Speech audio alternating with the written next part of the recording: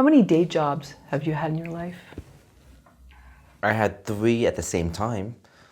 I've had maybe, I would say 6 day jobs so far. 3 at the same time and then one after another. I was retail, data entry, computer, a technician, and beer runner, security guard, small person, nonprofit raising money, and then and then worked most of my life, my 9 to 5 job at Ernst Young, EY at the time, as a computer fixer, fixed computers, and moved my way up into engineering, network engineering, analysis, and then went into communications and brand and marketing. And while running my side hustle. What's wrong with having a high-paying, secure job? What's wrong? What's wrong would be that you don't get to put all the time into the things that you want to do. Right? Like, I want to be a full-time filmmaker, but I got my business to run, or you have your 9 to 5 job to make ends meet. Is that something wrong, or is that just real life? I don't know. I struggle with that question sometimes because I think that, ideally you want to do what you love to do, but you still got to take out the trash, right? And the trash might be the job, right? But however, the reason why you get to do what you love to do is because of the job. And so you can't trash on the job because, you get to do that. So it's kind of like, is that privileged? Is that like being spoiled? Like in the Buddhist world, it's not about, it's you live to eat. No, I mean you eat to live, not the other way around. You don't live to eat. So you survive is about survival. And for us, my survival is about, for me, what I feel like why I'm here and why I'm given a lot of gifts in life is to really help people and be impactful. And otherwise, I don't understand why I have these certain capabilities that is very difficult for people to have. And so for me, I think it's given to me to, the obvious thing is to help people. Did you notice that when you were a kid? Yeah. That you had these unique abilities? I did. I knew what I wanted to do when I was like 12 years old. And I went in this place of how do I build value? Where do I go to build value?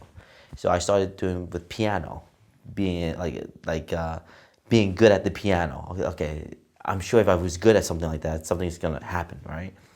Okay, let me be good in sports, like community and stuff. If I was good in that, maybe something's gonna happen. And then as I would get older, I was always looking for the thing that was going to be impactful. And I just stuck to music. I don't know why. I stuck to creative formats. And yeah, I was never confused of what in life, like what I wanted to do. I just knew that I wanted to do something that was impactful, and it was in a creative format. So you were 12, you were living in New Jersey, Yep. and you knew that there was a different life for you. And 100%. Me being Asian, my parents, we're Asian family, and so we are about trying to please our parents. That's our culture. And when I went to apply for college, I went to Rutgers University. I only applied to one college. Most people apply multiple colleges in case they'll go in. I just had this hunch that, look, I'm gonna get into Rutgers, and then I'm gonna do my music major, and then I'm gonna get a computer job doing my music major because I just felt like you didn't need to have a computer degree to get a computer job. so you, again, strategy, you knew that you saw the big picture. Okay. Saw the big picture. So I just knew that if I needed to get a degree, that at least during that time, that a degree was valued, right? But they didn't care what kind of degree you got. They just wanted to know that you got through 4 years of college or 5 years of college. And then when you take on the job, the specialty, you're gonna learn the specialty at the job. So that's what I did. So I finished in music. It was easy for me. And got a computer job at an accounting firm. And it kind of worked out. It was just that thing, you know? It was weird. This is Windows operating system they're working on? Okay. Yeah, just, yeah. Yeah. Windows 95 or something? Yeah. Okay.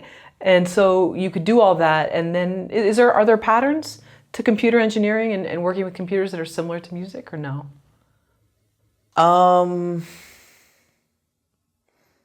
No, I wouldn't say there's any familiar. I think it was just, to me, it was just a job. You know, it was a job that I knew I could do well. I was just kind of wired for that, for the computer stuff. And then I knew that I wanted to do the music for the impact stuff, right? I knew that I wasn't gonna work my way up the ladder, like going to the music industry, and it was just a different way of thinking about it. I was, and kind of very similar to what I think about in films too. I was like, I didn't go to film school, and I will do my feature films. And when did you leave your day job? When were you basically your own boss? In 2013, the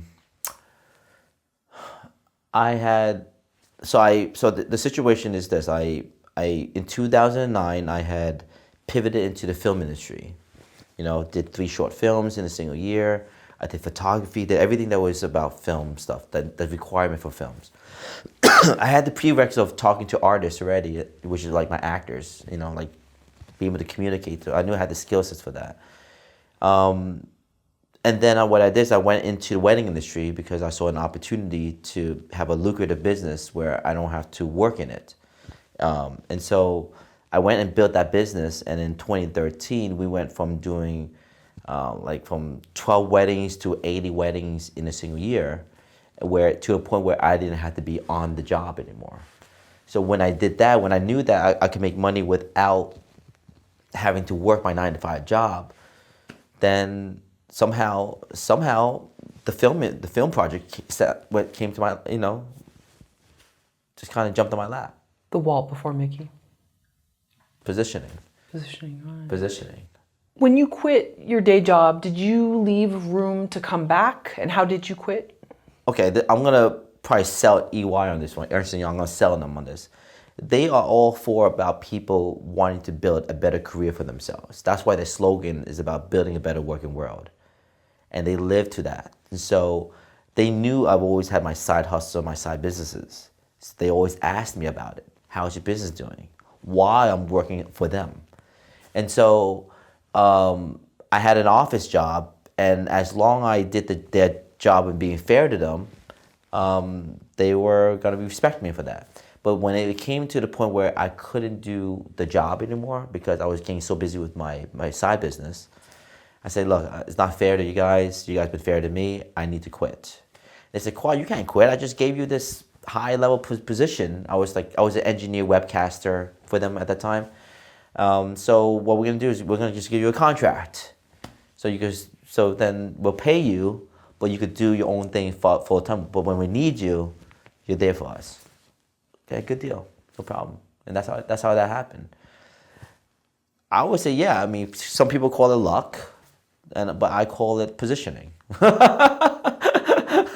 I positioned myself in a place where I was very invaluable to them. This is like this for the filmmakers. They need to understand how to build value. The directors are a dime a dozen, cinematographers are a dime a dozen, the positions are a dime a dozen.